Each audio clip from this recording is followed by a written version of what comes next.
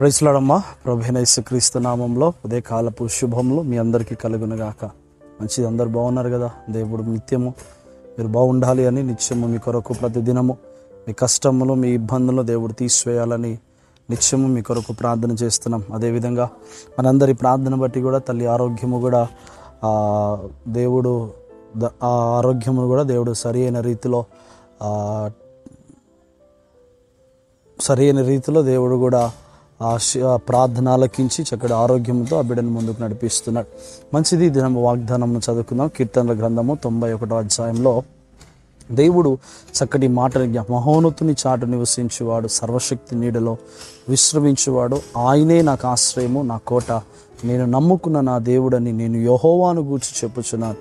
వేటగాని ఊరిలో నుండి ఆయన నన్ను విడిపించి నా నాశనకరమైన తెగులు రాకుండా నన్ను రక్షించి. నిజంగా ప్రియమైన దేవుని బిడ్డలారా, దేవుడు చెప్తున్న మాట ఏంటంటే, దావీదు భక్తుడు ద్వారా దేవుడు తెలియజేస్తున్న వాగ్దానం, మహోన్నతుని చాటు నివసించువాడు, సర్వశక్తి నీడలో విశ్రమించినవాడు, ఆయనే నాకు ఆశ్రయం. ఎవరైతే మహోన్నతుని చాటును నివసిస్తామో, దేవుని సంరక్షణలో ఎవరైతే మనం నివాసము చేస్తున్నామో వారిని దేవుడు ఏం చేస్తాడు? వేటగాని ఊరిలో నుండి ఆయన నడిపిస్తాడు.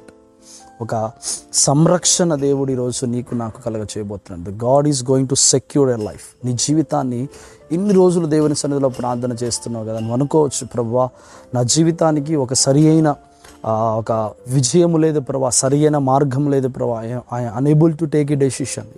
తీసుకోవాలి, ఎలా నడుచుకోవాలి అనేది నా జీవితంలో నాకు తెలవట్లేదు ప్రభు అని నువ్వు బాధపడుతున్నాను. దేవుడు ఏమని తెలుసా? మహోన్నతుని చాటు నివసించువాడు సర్వశక్తి నీడలో విశ్రమిస్తాడు. ఎవరైతే దేవునిని ఆనుకొని ఉంటారో వారి జీవితంలో దేవుడు ఆశీర్వాదం అని దాగిపడడు. దేవుడు వారికి కృప చూపిస్తాడట. ఎవరైతే దేవుని ఆశ్రయిస్తారో వాడికి విశ్రాంతి కలిగిన సంతోషమును దేవుడు కలగజేస్తున్నట్ట. అందుకే ఆయన అంటాడు, ఆయన నాకు ఆశ్రయము, నా కోట, నేను నమ్ముకున్న నా దేవుడు.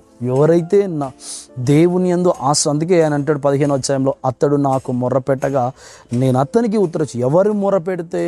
మహోన్నతుని చాటు నివసించినవాడు, అంటే దేవుని సన్నిధిలో నివసించినవాడు మొర్రపెడితే దేవునితో సాంగత్యము చేసినవాడు, దేవునితో సహవాసము చేసినవాడు, దేవునిని మరువక దేవుడు చేసిన కార్యములు తలంచుకుంటూ మొర్రపెట్టినప్పుడు దేవుడు ఉత్తరం ఇస్తాడు. ఎలా ఉత్తరం ఇస్తాడు? వేటగాని ఊరిలో నుండి ఆయన నిన్ను విడిపిస్తాడు.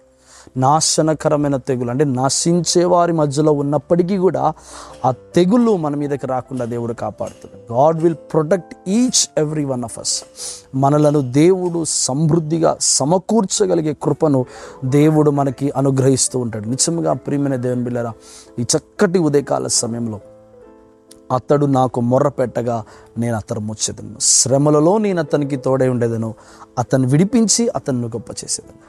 ఎవరో అతడు అంటే మహోన్నతుని చాటు నివసించువాడు, అంటే దేవుని సన్నిధిలో నివసించువాడు, దేవునితో జీవించువాడు, దేవునితో బ్రతికినవాడు, దేవునితో సాంగత్యం చేసినవాడు, దేవుని యందు విశ్వాసము కలిగి జీవించినవాడు. ఎప్పుడు కూడా దేవుని సన్నిధిలో విశ్వాసముతో బ్రతికిన వాడి జీవితంలో ఏమవుతుందట?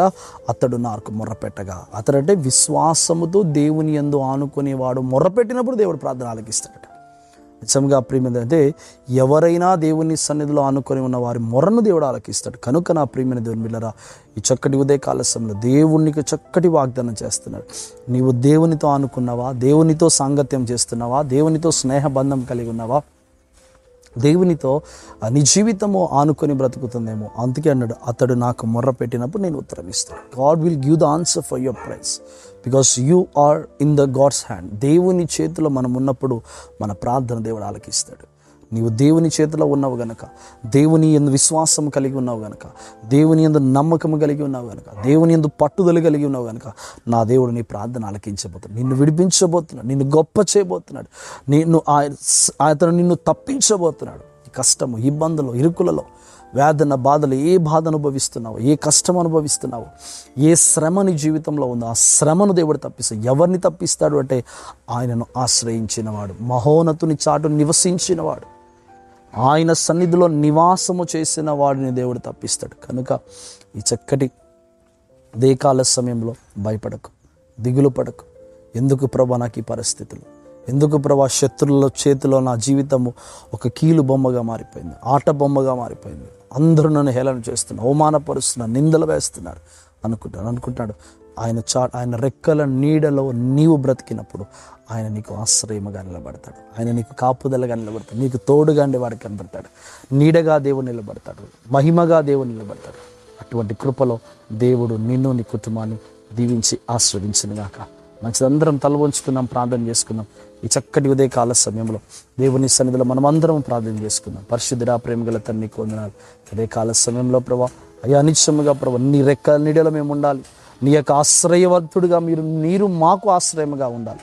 అటువంటి కృపలో మా అందరం నిలబెట్టుకొని ఈ ఉదయకాలం ఎవరికి ఏది అవసరం ఉందో, ఏది కావాలో, ఏది కోరుకుందో, దేని కొరకు ఎదురు చూస్తున్నారు, దేని కొరకు సిద్ధపడుతున్నారు, కార్యమును నెరవేర్చి సఫలపరిచి దీవించి ఆస్వాదించి తోడుగా ఉండమని యేసు నామంలో అడిగి వేడుకుంటున్నాము తండ్రి. మంచిదమ్మా. దేవుడు మిమ్మల్ని అందరినీ దీవించి ఆస్వాదించిన గాక. ఆమేన్.